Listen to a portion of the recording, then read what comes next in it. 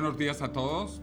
En nombre de Transvision 2018, que terminamos hace unos días en el Ateneo de Madrid, donde Aubrey de Grey hizo una presentación desde California, que tenía unas reuniones. Vamos a concluir la parte del evento y les tenemos a todos, pues los que no vinieron, ¿verdad? Pues un regalito, su bolsa con su bolígrafo, con su cuaderno y uno de nuestros sponsors, de nuestros patrocinantes, que es la Fundación para la Extensión de la Vida, les regala no solo la revista, sino una suscripción anual para los que llenen esta forma. Cuando terminen de llenar la forma, no las entregan para que reciban su suscripción un año entero y para que sepan qué es lo que van a hacer para no morirse. En el evento cubrimos la parte inteligencia artificial y robótica, por eso tuvimos a la robot Sofía con uno de sus padres, el padre del software, que es el científico Ben Goertzel, y fue espectacular. La vestimos de sevillana, de flamenco, si lo vieron, y habló en 4 idiomas, que yo creo que ningún humano lo hace. Ella habló en castellano, en catalán, en vasco y en gallego. Y no hay muchos humanos que hablen estos 4 idiomas, además del inglés. Pero lo pueden hacer los robots. Para los robots es muy fácil. El otro área que tocamos es el tema de longevidad, rejuvenecimiento, medicina regenerativa. Y para eso estamos haciendo esta rueda de prensa, porque esto está creciendo en el mundo de una manera difícil de comprender. La gente que no está metida en esto no lo entiende. Aubrey de Grey acaba de llegar esta mañana de Londres, donde hubo una conferencia sobre longevidad que la abrió el ministro de Sanidad del Reino Unido. Entonces no es cualquier persona, esto se está haciendo en Inglaterra, lo pueden buscar, se llama The Longevity Forum en Londres, y otras actividades más que hizo con diferentes inversionistas, porque están creciendo muchísimas compañías multimillonarias en el tema del rejuvenecimiento, y él personalmente y su fundación, SENS, que hablará más de eso, financia varias de estas nuevas compañías y startups que están surgiendo en el espacio médico, porque hay una disrupción con la secuencia del genoma humano. La medicina se está volviendo informática. La medicina ya no es solo lo que tradicionalmente era, temas médicos, incluso farmacéuticos. Hoy en día se está volviendo informática. Y hay varias compañías que lo están haciendo en España también. Aquí tengo un caso, una compañía española, Baijin, es una compañía vasca, y hay otra en Valencia y otra en Barcelona. Esto está ocurriendo en España. Y también hay compañías que hacen secuencia de telómeros. Hay una, la principal, diría yo, en el mundo, que está aquí en Madrid, que es LifeLength, que fue comenzada por unos amigos de María Blasco, que es la presidenta del CENIO, del Centro Nacional de Investigaciones Oncológicas. Pero aparte de LifeLength, con quien yo estuve hablando ayer con el presidente aquí en Madrid, que no puede venir porque se ha ido para Valencia. Hay otra compañía también en Estados Unidos que hace lo mismo, que se llama TeloYears. Yo he secuenciado con los dos para comparar. Hay que comparar y ver qué cosas funcionan y qué cosas no funcionan. Lo que quiero decir, está habiendo una explosión de compañías, de startups en los temas médicos, y Aubrey de Grey ha creado muchas de estas compañías y es inversionista en muchas de estas compañías y está trabajando en algunas de estas compañías, o sea que es la persona indicada. Adicionalmente, en su fundación, la Fundación SENS, hizo ahora el año pasado un concurso para becar a jóvenes PhDs, postdocs, para que fueran a California, a Silicon Valley, a tratar esto con todos los gastos pagados y con mantenimiento en los Estados Unidos, en California. Esperamos que esto va a continuar para el año que viene, porque hay muchísimas oportunidades que están surgiendo de cosas que no existían hace 5 años ni hace 10 años. Entre las cosas que no existían son las conferencias mundiales que se están organizando en el tema de rejuvenecimiento. Y Aubrey y yo somos parte de algo que se llama, aquí tengo de LifeLength, para que los amigos de LifeLength no se pongan furiosos, que es la más grande y es española. Pero Aubrey y yo somos miembros de la directiva de lo que se llama Coalition for Radical Life Extension, la coalición para la extensión radical de la vida. Y hacemos un evento anual que se llama RAD Fest. Revolution Against Aging and Death, la revolución contra el envejecimiento y la muerte. Lo hicimos por tercera vez ahora en San Diego, California. San Diego es un polo de biotecnología importantísimo en los Estados Unidos. Y el año que viene vamos a tener 2 eventos. Uno de nuevo en los Estados Unidos y otro en Japón, en Tokio. ¿Y por qué Japón? Porque Japón es el país con la mayor longevidad del mundo. Y España, para los que no sepan, actualmente es el segundo. Y para el año 2040, según un estudio de la OCDE, va a ser el primer país con expectativa del mundo. España, en el 2040, mayor expectativa de vida que Japón o que el Reino Unido, que es de donde es él.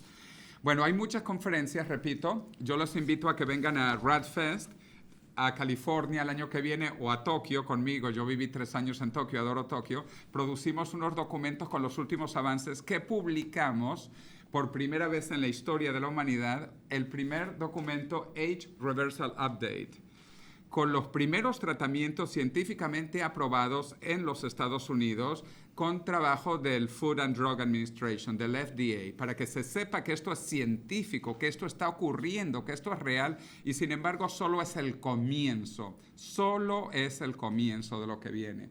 Hablando de eventos, Aubrey se va mañana. Yo voy también para Valencia, donde hay otro evento de talla mundial que se llama Longevity World Forum, el Foro Mundial de la Longevidad, que es organizado en Valencia, en el Palacio de Congresos, donde él va a estar hablando mañana en la tarde. Y después de eso nos vamos a Bruselas, a Bélgica, donde tenemos otro evento que se llama Eurosymposium for Healthy Aging, que es organizado por otro grupo en Bruselas, en Bélgica, sobre el envejecimiento y cómo contrarrestar el envejecimiento. Y luego, en marzo del año que viene, Aubrey de Grey organiza una conferencia llamada Undoing Aging, Deshacer el Envejecimiento, que es similar a su libro, que su libro es Ending Aging.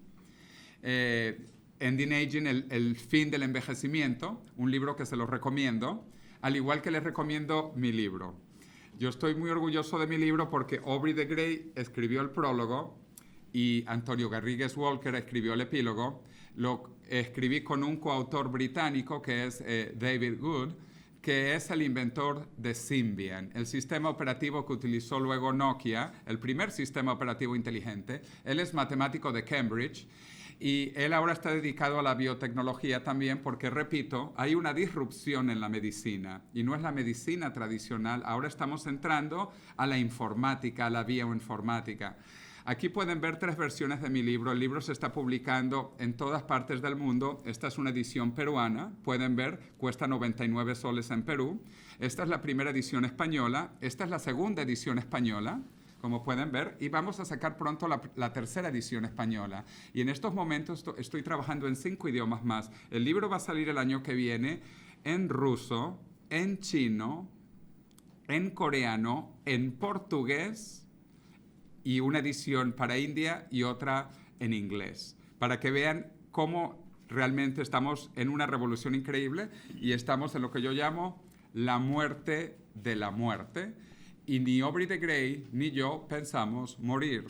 Y como decimos, en el año 2045 incluso pensamos ser más jóvenes que hoy, porque nosotros lo que trabajamos es en rejuvenecimiento.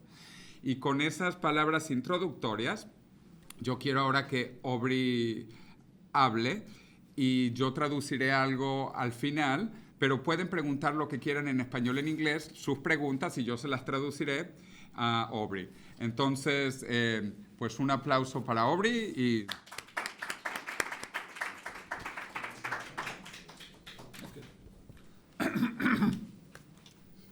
Hello, everybody. I'm here to answer your questions. No, you have to say something. All right. Well, 10 minutes. okay. So I do not understand Spanish, so I don't know very much about what Jose was telling you just then, but I am always very pleased to come here. I will be here in Spain for several days, because of today's events and also the event in Valencia you just heard about. Also, I will be speaking at another event in Burgos in a few days after the event in Brussels. I am interested in bringing the news about the undoing of aging to the rest of the world.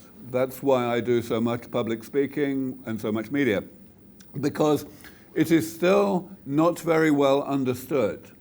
Most people still don't really believe that we could turn back the clock of aging and take people who are already 60 or 70, make them biologically 30 again.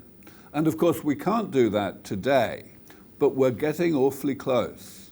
In order to do that, we will need to develop many different technologies that will repair the damage of aging, the damage that accumulates in the body throughout life and eventually kills us. And some of those technologies are already working in animals and being tested in humans. One of those technologies, one area that's really important, is stem cell therapies. And I'm sure that all of you know that many stem cell therapies are already being tested in the clinic.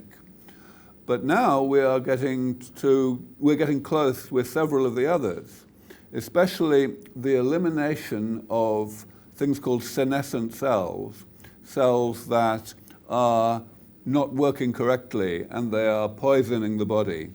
People have figured out how to remove those cells so that the body is younger again in that way. We at Sense Research Foundation are working on all of the most difficult areas of damage repair, the areas that nobody else thinks could be done, but we are succeeding. In all of these really difficult areas, we have already been able to make big progress. And in many of them, we have been able to take our projects, our advances, and turn them into new companies, startup companies, excuse me, startup companies that can attract investment from all over the world so as to take the next step towards the clinic. So this is coming. And of course, it matters that it's becoming an industry, that the private sector are becoming involved now, because that is the way to bring much more money, much more financial support for these projects, which will make them go more quickly. I am still heading this foundation, Sense Research Foundation, which is a non-profit based in California, a charity, because there are still some projects which are not far enough along to be possible to do in companies. But I'm also now involved in one company called Agex, which is working on new ways to use stem cells against aging. And therefore, I believe that this technology is very close to actually working. Now, what it means is that people will stay healthy for as long as they live. That means, of course, that people will probably live a lot longer than they live today. And many people, especially many journalists, tend to focus on the longevity. They say, oh, people will live a very long time, and they think about what that will mean for society and so on. And that's okay. But if you do that, you must always remember and concentrate on the fact that this increased longevity will be a side effect of health, of staying healthy. And nobody wants to get sick. So that's a really good thing, that people won't get sick anymore just because they were born a long time ago. So if you are worried about some concerns like, there will be too many people or we will have difficulty paying the pensions, it's okay, we have to answer these questions. But we must remember always that the world's biggest problem today is the problem of people getting sick when they get old. it causes far more suffering than anything else in the world today. So we have a duty to solve that problem as soon as we can and to work as hard as we can to do that. Resumen rápido. Primero que él ama venir a España, estuvo 2 veces el año pasado, 2 veces este año y todavía le faltan presentaciones aquí, en Valencia y luego en Burgos, y seguirá viniendo porque él es el comunicador número 1 del mundo de esto. Él es el experto mundial y está trabajando en esto. Además es un gran comunicador a su manera. Él dice que todavía, claro, mucha gente duda esto porque todavía no hemos logrado retroceder el reloj biológico completo, aunque yo agregaría que sí, para Shinya Yamanaka, con reprogramación celular, logró volver una célula vieja en joven, y por eso se están comenzando a hacer experimentos en animales, que pronto van a hacerse también con humanos.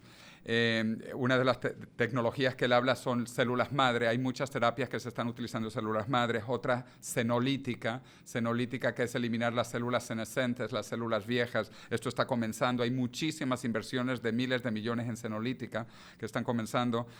Él también está en una transición de la Fundación SENS, que él creó. Él ha creado muchas cosas. Creó también la Fundación Matusalén, luego la Fundación SENS, y ahora está en una compañía que se llama AgeX, que está trabajando en unas terapias que dice que están muy cerca de salir al mercado. Escucharon, muy cerca, para las preguntas. Es una persona, no lo ha dicho, pero lo tengo que decir yo, él ha donado todo su dinero y una herencia que recibió de millones de dólares de su madre, toda la investigación. O sea, hay que quitarse el sombrero cuando uno habla con una persona como él, que está poniendo su dinero donde pone su boca.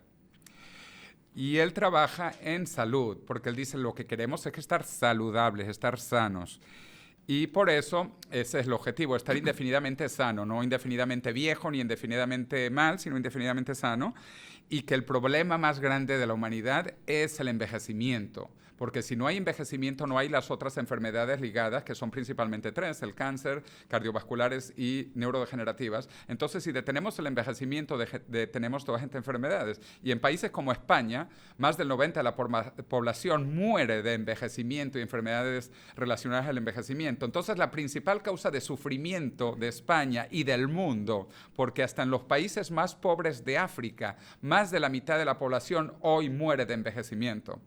Claro que hay guerras y que hay sida y que hay malaria y que hay muchas cosas, claro que hay, pero porcentualmente la principal causa de muertes del mundo hoy, hasta en África, es el envejecimiento. Entonces, si hay una causa ética, una causa moral a cual dedicar la vida, es combatir el envejecimiento.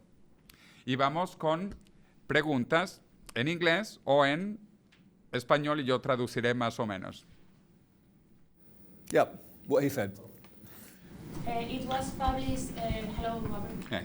It was published recently in longevityworldforum.com that the medication to reverse aging will be a reality within 5 years. What will be its mechanism of action, roughly? Well, there will not be just one medicine, and there will be a lot of different medicines, and they will all have different mechanisms of action. So, for example, some of them will be stem cells, where we put cells back into the body, and they replace cells that the body is not replacing on its own. Sometimes there will be drugs that kill cells that we don't want. Sometimes there will be genes, gene therapy that gives cells new capabilities to break down waste products, for example. Sometimes there will be vaccines or other immune therapies to stimulate the immune system to eliminate certain substances. Many different things. Now, in 5 years from now, we will probably have most of that working. I do not think that we will really have it perfect by then. Probably we will still be at the early stages of clinical trials in some of these things, and then we will need to combine them one by one to make sure that they do not affect each other negatively. So there will still be some way to go. But yes, I think it's quite likely that in 5 years from now, we will have everything or almost everything in clinical trials. Okay. And then clinical trials for 7 years until it's perfect. Well, clinical trials take a long time, no? It depends. So, for example, in aging, because there is this progressive accumulation of damage, then you could have therapies which slow down the rate at which damage accumulates, or you could have therapies that repair damage that has already happened, okay? Now, the second type of therapy is what we think is going to be most effective, and it's going to be easiest to do. And you can see results from that very quickly, like in 1 year or 2 years. Now, of course, you still want to know what happens later on, but the first thing is to determine whether this is working at all. And as soon as it starts to work, then you can start to make it available. Clinical trials are changing in that way. Historically, clinical trials, they had to be completed before anybody could get this drug. But now we are getting new policies. There is a thing called adaptive licensing, which is becoming popular in the US and elsewhere, where the drug gets, or the therapy becomes approved at an earlier stage, and then it is monitored after that. Una traducción rapidita es que él habla que en 5 años vamos a tener ya los primeros tratamientos comprobados y que no va a ser una bala mágica, una bala plateada como para matar al vampiro, sino que van a haber diferentes cosas. Habló mucho de las terapias con células madres, también habló de la senolítica, repito, esto es eliminar las células senescentes, las células zombies que están en el cuerpo. Habló también de algunos tipos de vacunas especiales, otros tipos de terapias génicas y que van a haber ensayos clínicos, pero que los ensayos clínicos ahora se están cambiando para no tener que esperar todo el tiempo en los que ya se ven resultados y sobre todo en los que se sabe que hay ya experimentos con animales que están funcionando. Las únicas células que normalmente conocemos hasta el momento que se reproducen en el cuerpo son las células cancerosas. Pero tú hablas inglés, aunque es mejor en inglés. No me retes, por favor. No, hablo en español y tú traduces. Yeah. Sabemos que las células cancerígenas son las únicas células que permanentemente se reproducen, por eso se llaman neoplásicas. Estamos hablando de rejuvenecimiento. Y las células neoplásicas son células muy jóvenes porque acaban de nacer, se acaban de reproducir. ¿Cómo se concatena el enfrentar una enfermedad como el cáncer con este tipo de terapias de rejuvenecimiento celular que está planteando estas nuevas alternativas de tratamientos y protocolos médicos? She's asking you about cancer, because cancer basically are immortal cells, considered biologically immortal. So what can we learn from cancer? And actually, maybe it is not good because cancer is not good, and what we do might be bad at the end. And how can we apply these cancer techniques into normal cells? So, first of all, you are absolutely right. Cancer is part of aging. Almost all cancers happen late in life, but it is very different from the other parts of aging, the parts that are degenerative. And in some ways, it is the opposite. So we have to do the opposite things to protect ourselves from cancer or to protect ourselves from the other parts of aging. For example, if we try to manipulate the telomeres, the ends of our chromosomes, in cancer, we don't want the telomeres to get longer, but in the rest of aging, maybe it is good if the telomeres get longer because cells can become more regenerative. Now, we have worked on cancer quite a lot, and of course many other people are doing the same thing. There has been huge progress in the past few years, especially in activating the immune system against cancer. And people are quite optimistic now that will be the main way in which we can bring cancer under control. But we must still look for other things as well. We never know for certain what's going to work until it does work. Bueno, creo que se entendió, pero él dijo algo muy interesante que es la inmunoterapia que está comenzando. De hecho, el premio Nobel de Medicina de este año fue de inmunoterapia, precisamente porque el cáncer da también, cuando las células envejecen, mutan, y entonces hay una manera que ellas no quieren envejecer y se vuelven cancerígenas, que son siempre jóvenes. Entonces, pero esto pasa porque las células van envejeciendo. Si las células no envejecen o tú tienes tu sistema inmune que funciona, el sistema inmune mataría estas células cancerígenas de comienzo. Entonces, él piensa que la inmunoterapia va a ser uno de los principales tratamientos para combatir el cáncer. Y de nuevo, fue el Premio Nobel de Medicina de este año.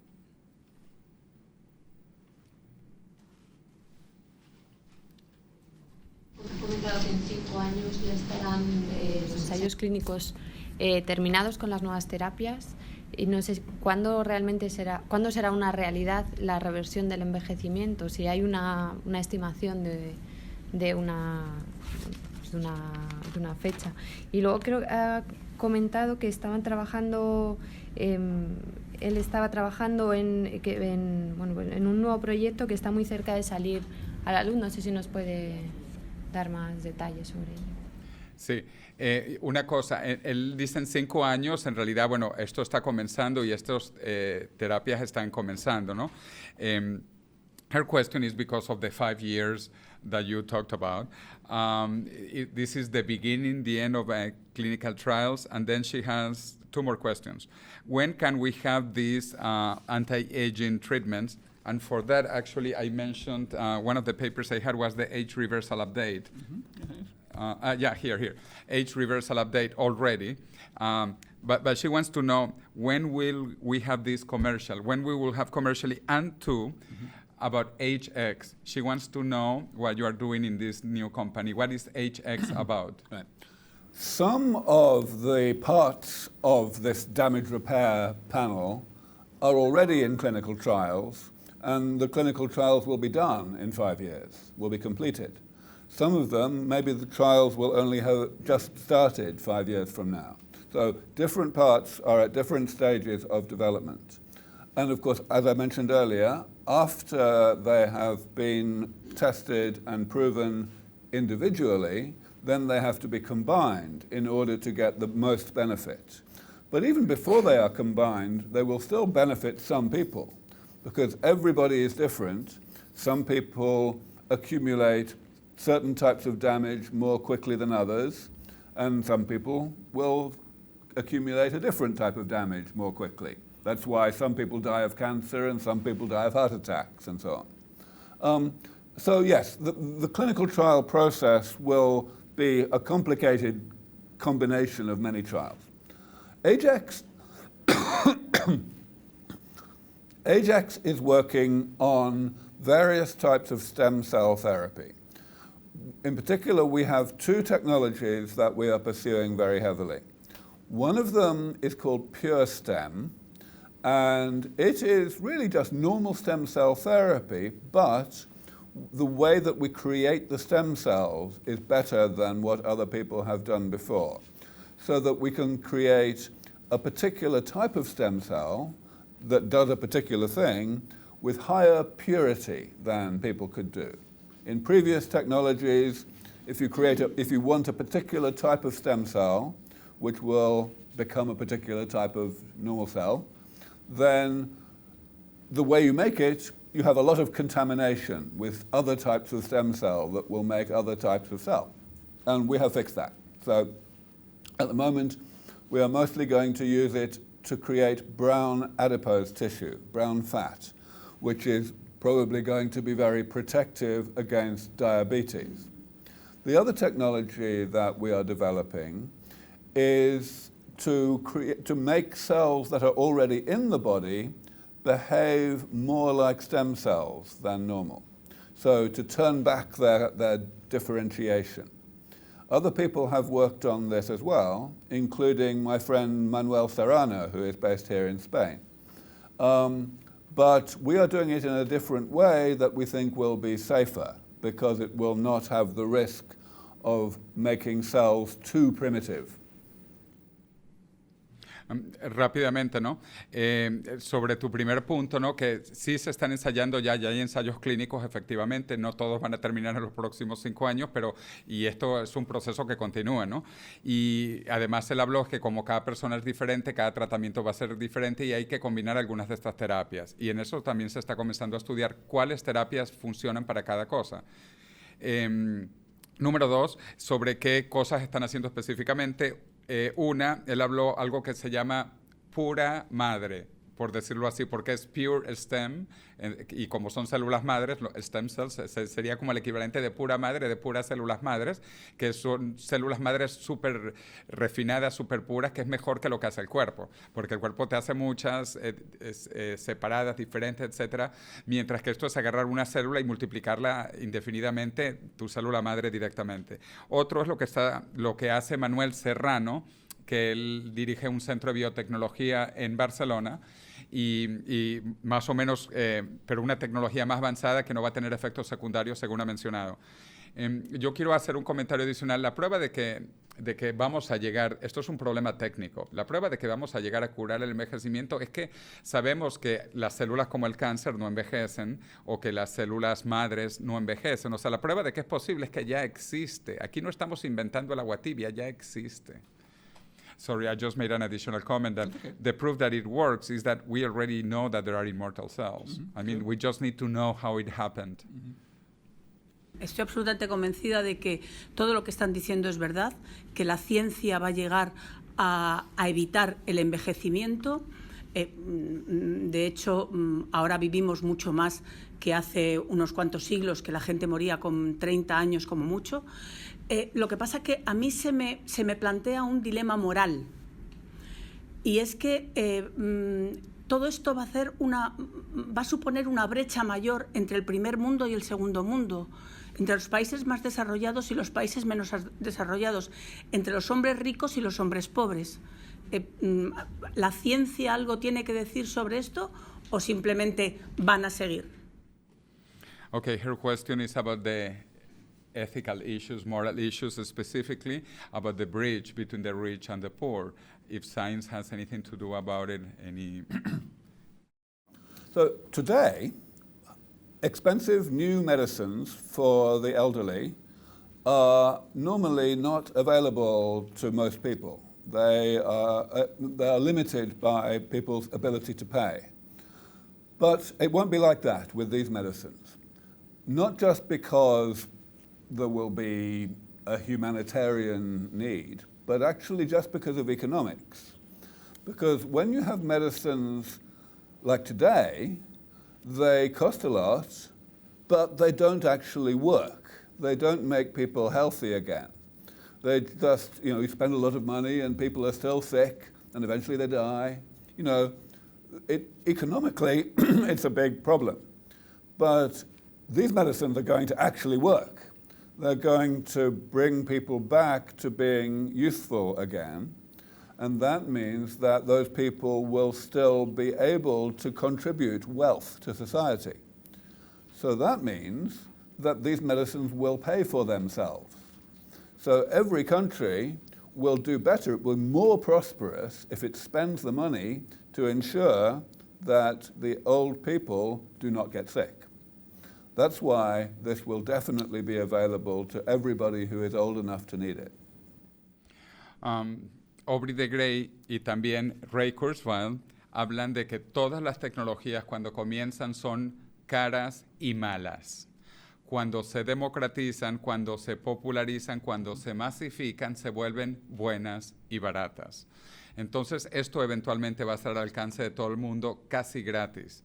Para hablar un ejemplo específico, la secuencia del genoma, el primero costó $1 billón en el sistema estadounidense, o sea, $1,000 millones. Hoy tú puedes secuenciar tu genoma completo actualmente por $700 y va a costar $10. O sea, es una caída exponencial. Pero como esto es tan importante y como la gente todavía no lo comprende porque esto va a ser eventualmente gratis, es porque somos muy baratos nosotros químicamente. Eso es el capítulo 4 de mi libro, que tienen que leerlo, donde yo explico que los humanos somos bolsas de agua. Nosotros somos 70% agua y no somos agua Evian o agua Perrier o agua Cabreiroa. Somos agua del Manzanares, agua del grifo, agua del chorro. Y el otro 30% que nos hacen son los elementos más abundantes y baratos, carbono, potasio, nitrógeno. Entonces somos baratos, somos bolsas de agua baratas. Y mantener una bolsa de agua barata, cuando lo sepamos hacer y con nanotecnología, va a ser barato. Did I say all that? No, I just added that we are water bags. Okay. And therefore, to keep a water bag alive, once we know how to do it, it will be cheap. What do you think of the Horvath clock for a biomarker for aging? And do you think that its use could accelerate the development of new geroprotectors?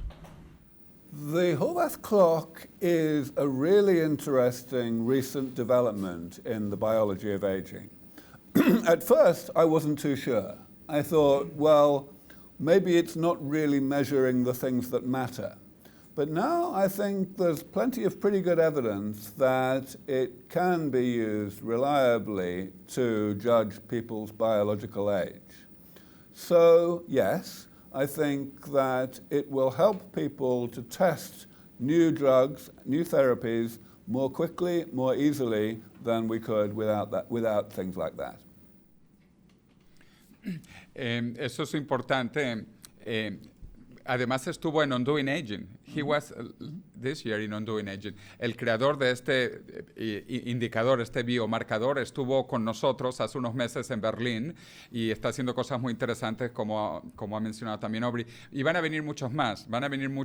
Yo soy muy positivo. Pronto vamos a poder medir radicalmente nuestro estado de edad biológica, incluyendo tecnologías como los telómeros, ¿eh?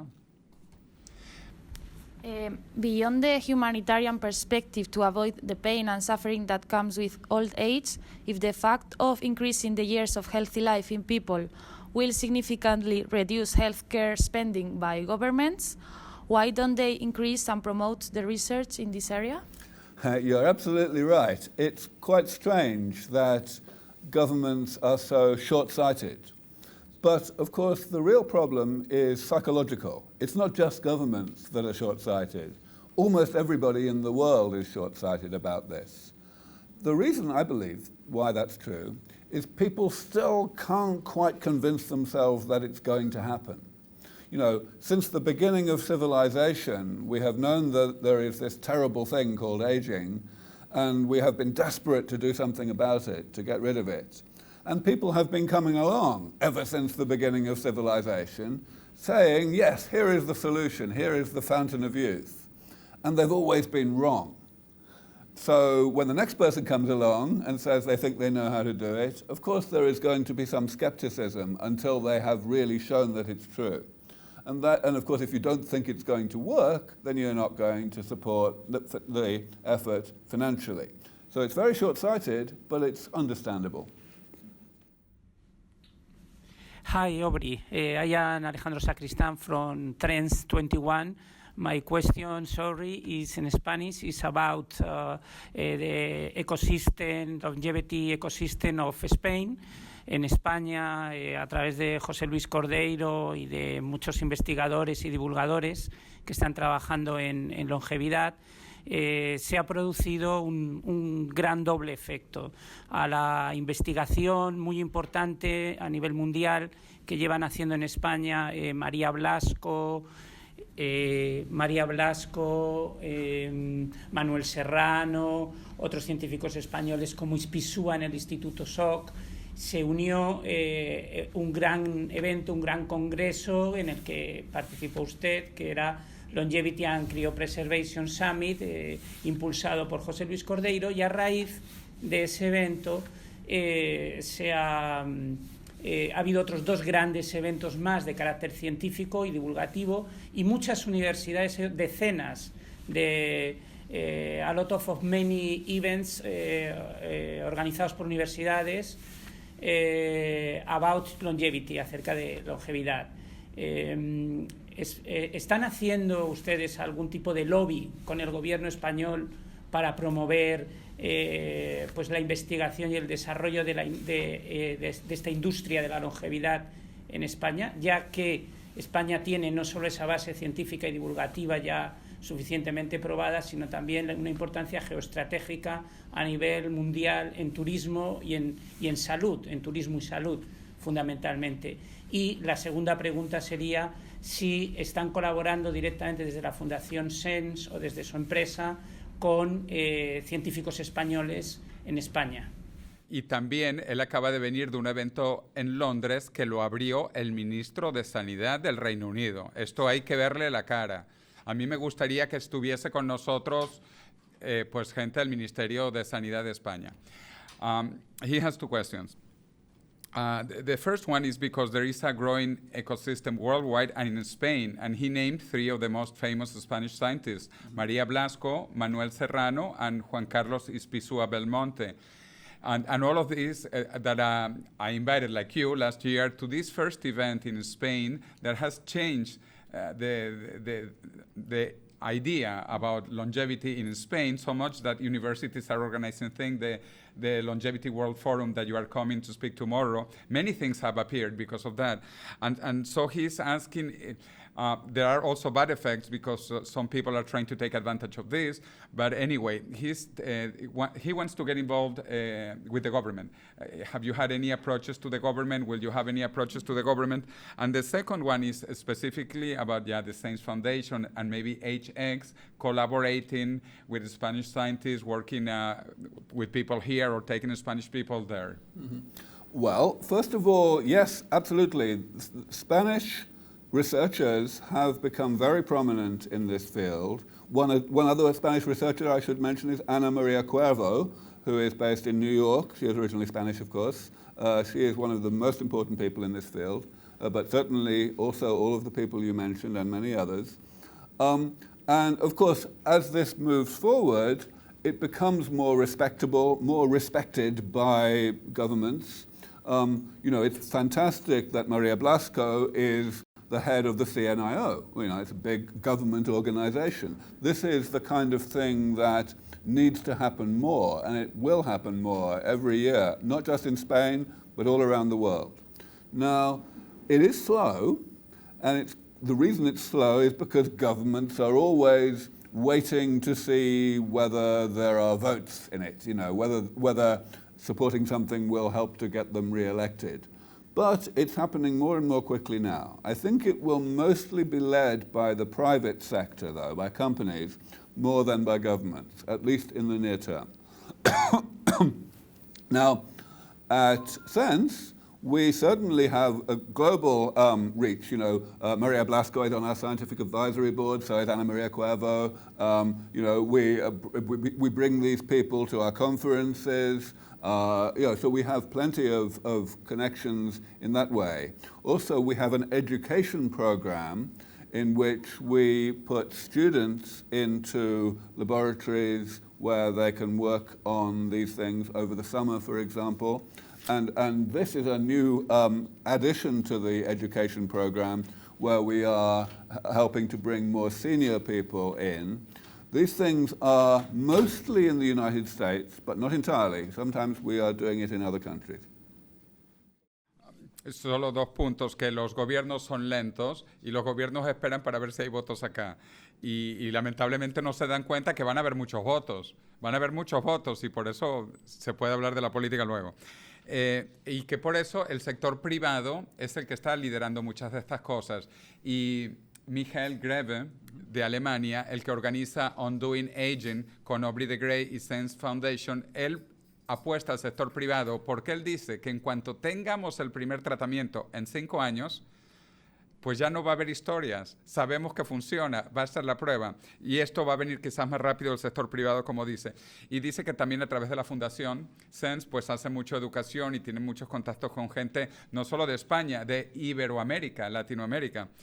Y además mencionó otra científica muy importante española, Ana María Cuervo, y yo agregaría otro español, Carlos López Otín. Yep. Otro español número uno, que está trabajando en esto. Tienes que explicarle lo primero que soy una revista socioeconómica y porque por ahí va mi pregunta. Porque uno de los lobbies más potentes en el mundo son las farmacéuticas y a mí me gustaría saber qué relación tenéis con ellas, porque lo de la democratización de la posibilidad de no morir y de curar todas las enfermedades pasará por las farmacéuticas, que tienen mucho poder. Entonces me gustaría que me contarais un poquito esa relación. Okay, she's with a socio-economic magazine, and she wants to know about the power influence of the pharmaceutical companies, both good and bad, and the disruption also, maybe. Yeah, so a lot of people are asking this kind of question because they know that today the medical industry makes its money out of sick people, keeping people alive but sick, right? So people will then say, well, the pharmaceutical industry will not like these medicines because they will keep people healthy. But that's a bit too simple. Because really, the only reason why the medical industry makes money from sick people is because the public are not yet convinced about preventative medicine. There are very few successful preventative medicines. So we want to change public opinion. Again, we want to educate people so that they understand that prevention is possible and it works better. And when that happens, everything's going to be fine. The pharmaceutical industry will follow the money. Que la industria farmacéutica, claro, está bajo el paradigma viejo, donde se pensaba que se hace dinero con los enfermos. Y si no hay enfermos, pues no hay dinero. Pero como las cosas están cambiando y las compañías farmacéuticas van a querer sobrevivir, pues van a comenzar a sacar dinero en el cambio de paradigma de la medicina curativa a la medicina preventiva, que es lo importante. Vamos a pasar de la parte curativa a la preventiva, sobre todo con la secuencia del genoma. Esto nos va a permitir ver muchas cosas antes de que ocurran y vamos hacia ese mundo preventivo. What's the current state of other therapies against, for example, 7-keto-cholesterol, beta-amyloid, or glucosapan crosslinks? We are very happy with our progress in eliminating molecular problems in aging. Most of what I have said so far has been about cells, but about molecules. So the first company that we created about 4 years ago was to focus on eliminating oxidized cholesterol, especially this one you mentioned, 7-keto-cholesterol. We kind of had to restart that once because the first company didn't work too well, but that's now a company again.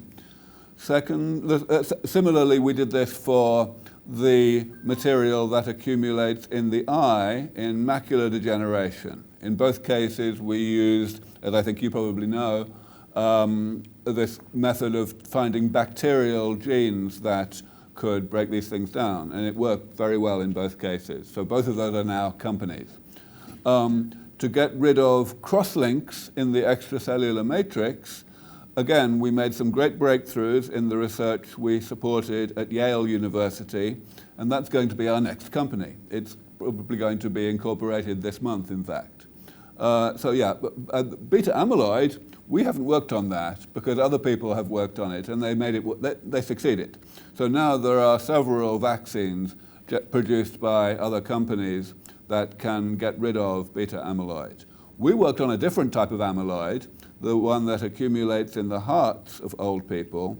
And again, that's been turned into a company now. The professors that we supported who did the important work, they have quit being professors, they now work at this company. So yes, all of these things are going really well. Yo solo quisiera agregar que es que están surgiendo muchos startups utilizando estas cosas que se están descubriendo en los laboratorios. Hoy un joven puede descubrir unas cosas que una farmacéutica no hacía y por eso es que viene la disrupción. Y la disrupción eventualmente para mí es indetenible porque la gente va a ver que esto es bueno y lo va a querer. Y por eso van a venir los votos y los políticos, porque van a ver que esto es bueno.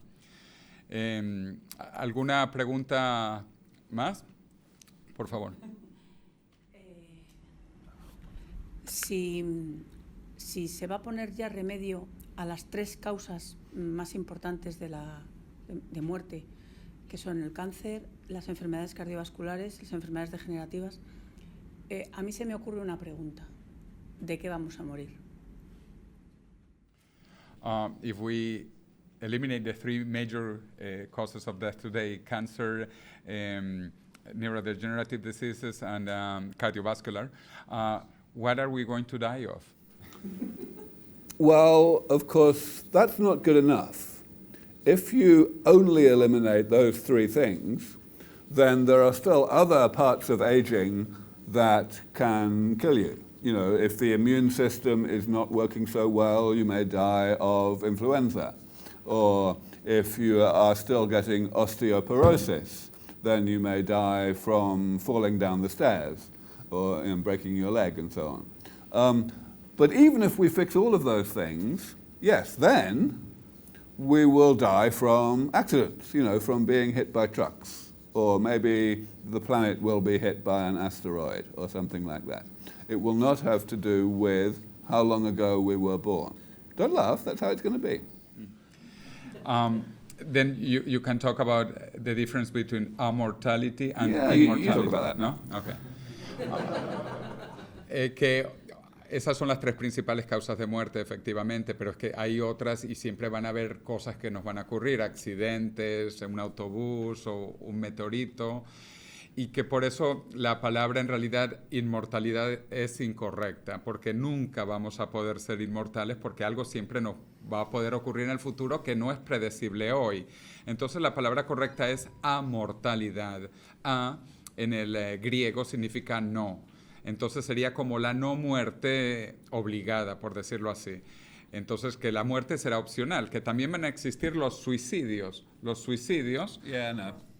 Porque hay suicidios hoy, habrá suicidios en el futuro, pero como yo digo, solo se aburrirán los burros, porque la vida es muy emocionante y nosotros hablamos no solo de extensión de la vida, sino expansión de la vida. Yeah, no, he's wrong. We won't have suicide. No suicide? No suicide, Oh, that's right. okay, good. How come? Well, I mean, because we try to check, when people want to kill themselves, even if they are healthy, we are quite good at changing their minds. That's why we have suicide hotlines. And, you know, if you are old and you ring a suicide hotline, they will still try to change your mind, right? It doesn't matter how old you are. You really have heard it all and thought it all. This one I didn't know. Que él dice que en el futuro ya ni siquiera habrá suicidios, porque si no vas a estar viejo y si no, vas a estar saludable y no vas a estar deprimido, pues ¿para qué te vas a suicidar? ¿Entiendes? Es un punto interesante, o sea que el suicidio eventualmente incluso podría desaparecer porque no vas a estar enfermo, deprimido, desamoreado o como se quiera decir, nadie te va a romper el corazón. Necesitamos otro mundo para caber. Hay estudios para eliminar la maldad humana. Eso también forma parte de las cosas que matan. Los venezolanos de eso sabemos mucho. Sí. Yeah, philosophical question. If there are ways to stop human evil. Well, at the moment, we are not very optimistic about our abilities. You know, we don't think we can fix aging, and we don't think we can have world peace, and we don't think we can fix climate change, and so on. If we fix one of those things, aging, then we will be more optimistic. We will be better at aiming high. And I think maybe we will have a better chance to solve these other very difficult problems.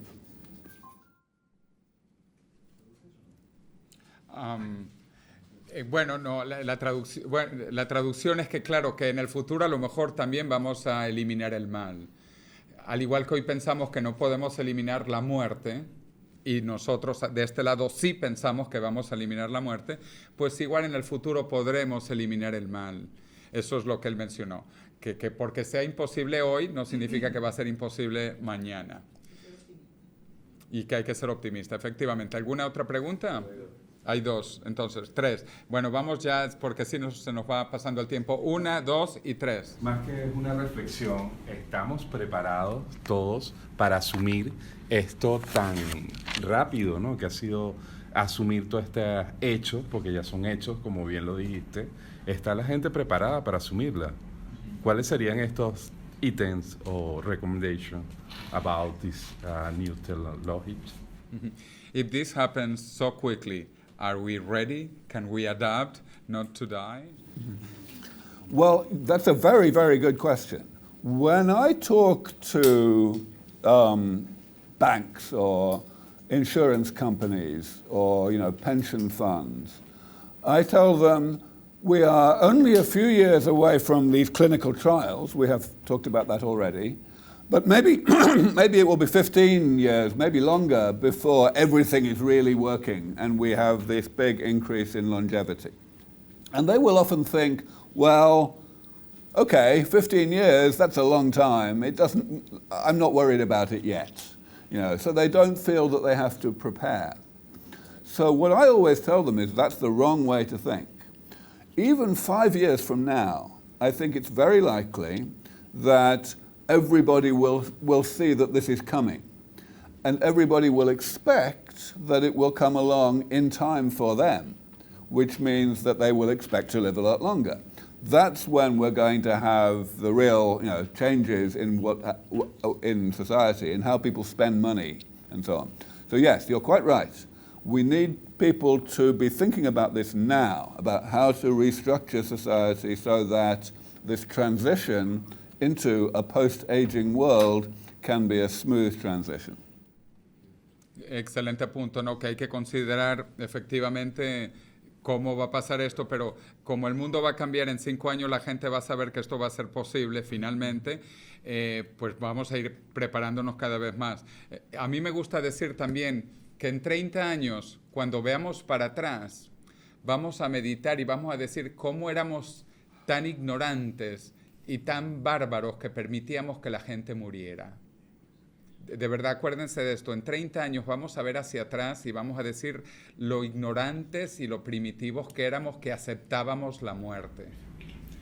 Are you trying to do any effort to convince the WHO to reclassify aging as a disease? And do you think it would be an stepping point for anti-aging research? So there has been great progress in that area over the past couple of years. There were 2 big things that happened. The first one, about 2 years ago, was when the Food and Drug Administration in the USA approved a clinical trial to test a drug, metformin, against aging. Now, they didn't say that they were testing it against aging, but the clinical endpoint, the thing that they are looking for, was a complicated combination of many different so-called age-related diseases. So it really is aging in all but name. The second thing, perhaps even more importantly, was very recently, just a few months ago, when the WHO did basically classify aging as a disease. But they did it in a clever way. They created a new code in the ICD, the International Classification of Disease, which was for aging. But it wasn't a regular code, it was what's called an extension code, which means it's a qualifier of any other code. And that's hugely important. It makes it much easier to ensure that a drug which works against some problem in old age will actually be used, and so the people who developed it can make their money back and so on. So that's a very important development. Yo quisiera agregar, porque eso también lo toco en el libro, y yo participé en el proceso con la Organización Mundial de la Salud para que se incorpore el envejecimiento como una enfermedad. Todavía no se ha logrado, pero ya se habla de las enfermedades ligadas al envejecimiento por primera vez en la historia, en la Organización Mundial de la Salud. El próximo paso, y yo estoy metido en el grupo trabajando con esto, es que al igual que hay cada vez más enfermedades que no existían, por ejemplo, ¿cuántos de ustedes conocen la sarcopenia? Muy pocos. Bueno, y aquí es un grupo selecto interesado. Bueno, la sarcopenia apenas se consideró enfermedad una década atrás. Y Alzheimer pues no existía hace un siglo, no se conocía, etcétera. Bueno, estamos trabajando en esto. Ese es el objetivo también con la Organización Mundial de la Salud.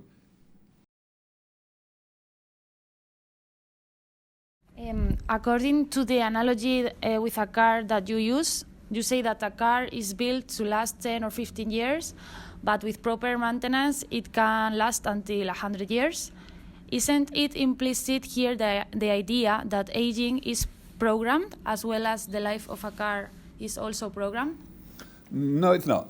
So all of you know that a long time ago, Henry Ford invented this concept called planned obsolescence, which was a way of building a car so that you could predict pretty accurately how long it would last.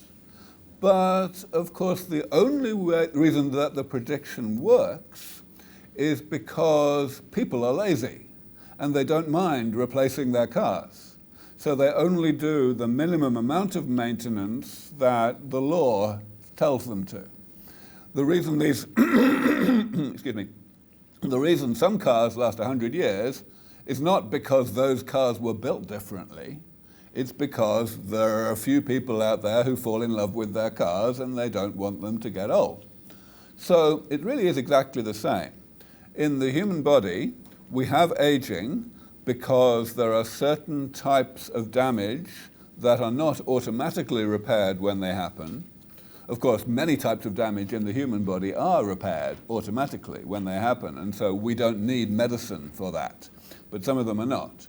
So if we can develop medicines that do fix those things, it's exactly the same as with a car. Aubrey es famoso por hacer una analogía del cuerpo humano con un carro, con un coche, y cómo al coche le vamos cambiando las piezas.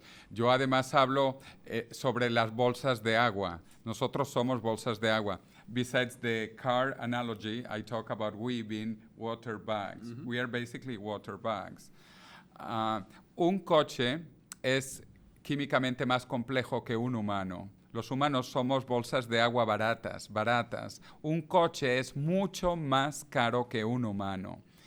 De nuevo, el problema es que todavía no sabemos cómo reparar el humano, pero lo vamos a saber. La nanotecnología está comenzando, es la reparación átomo a átomo. ¿Alguna pregunta más? Okay, one final question. I've got two questions for Mr. de Grey. It's a real pleasure and honor to watch you blood and bone, not on TV or on the internet. If you were to bet on the first human being ever living 1,000 years, who would you place your bet on? I mean, can you tell us about his or her identity or at least profile? Is he or she rich? Is he or she already alive? Is he or she famous? Is he or she an artist, a scientist?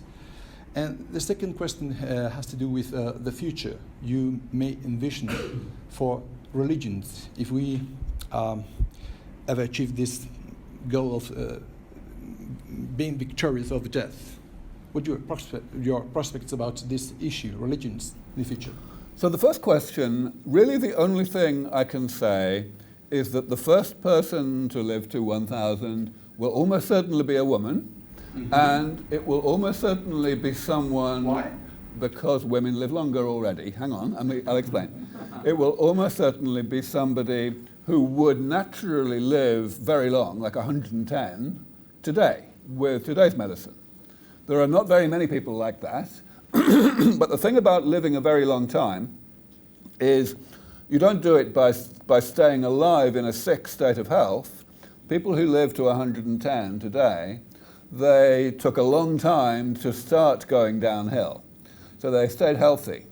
Therefore, I expect that when these therapies start to work, the oldest people who will benefit from them will be people like that. Maybe somebody who is 85, but biologically they are the same as the average 60-year-old or something like that. That's why it's almost certain to be a woman, because hardly any men get to be that old. How old they are now, well, of course, that depends how soon the therapies start to work. And when I have been giving predictions today about timeframes, all of those predictions, you must understand, are probabilistic. I'm just saying we have a 50% chance of getting there in 20 years, shall we say. There's at least a 10% chance that we won't get there for 100 years, so I don't know. About religion, well, I look at it the same way as what happened 150 years ago when evolution was invented. You know, a lot of people thought, well, this is the end of religion because it removed one of the big arguments that people used to use for proving that God exists. But here we are, and there's still plenty of religion. So no, I don't think it's going to do anything like that. Él mencionó que la primera persona para vivir 1000 años va a ser una mujer. Y la gente dice, ¿por qué? Bueno, pues porque ya las mujeres viven más. O sea, de entrada, ya sin hacer nada, las mujeres viven más. Entonces, que por ahí las mujeres deben de ser las primeras. Pero vamos a tener los tratamientos en los próximos años para que estas primeras mujeres vivan. Ahora, yo le voy a hacer una pregunta a él, primero se las voy a decir en español a vosotros y luego a él, para que comprenda, porque de hecho yo no pienso morir, como he dicho públicamente muchas veces, y no solo no pienso morir, sino que pienso ser más joven en el año 2045, como dice mi otro gran amigo Ray Kurzweil, con quien estuve el mes pasado en California, y Ray Kurzweil explicó que él espera en 2 años llegar a la velocidad de escape de longevidad para él mismo, porque él ya ha ido reprogramando su cuerpo a través de todos los suplementos y las cosas que consume, ¿no?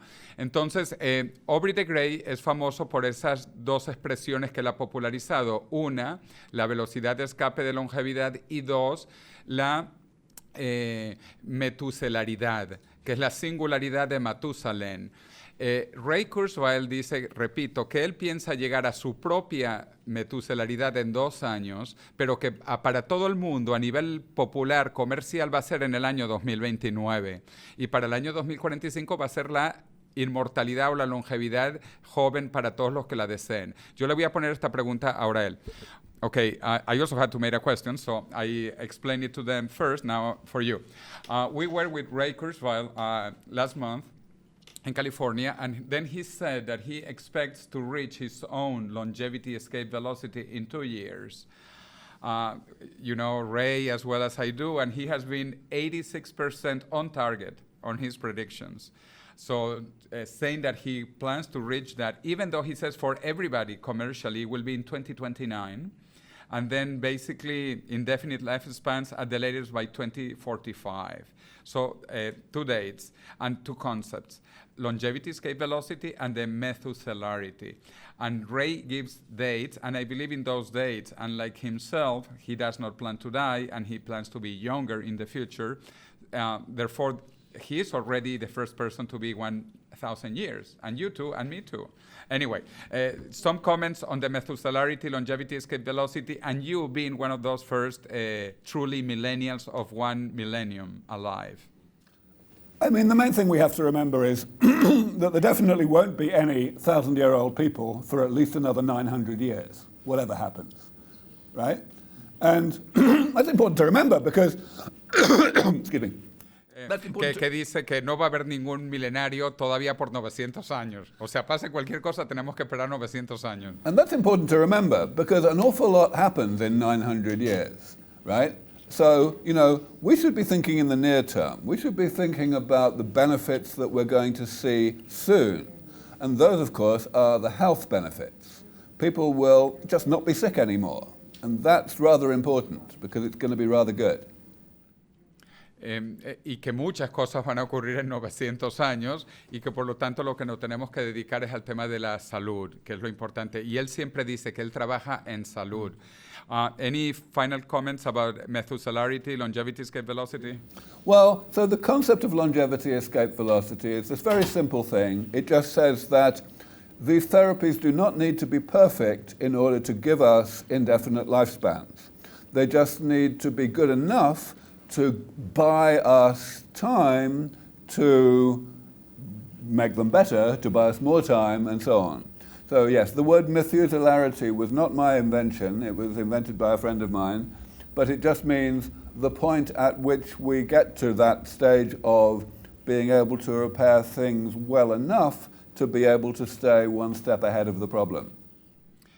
Vean qué correcto y qué humilde es, que él dijo que él no inventó la palabra la metuselaridad, es otro amigo común nuestro, pero él la popularizó. Y él la que sí creó es la velocidad de escape de longevidad. Y el punto importante, y es lo mismo, la metuselaridad es una manera de decir la velocidad de escape de la longevidad, es que es el momento cuando, si llegamos a él, cada vez vamos a ir comprando más tiempo, como él dijo, para tener terapias cada vez más avanzadas, de manera que vamos a poder no solo vivir más, sino incluso rejuvenecer.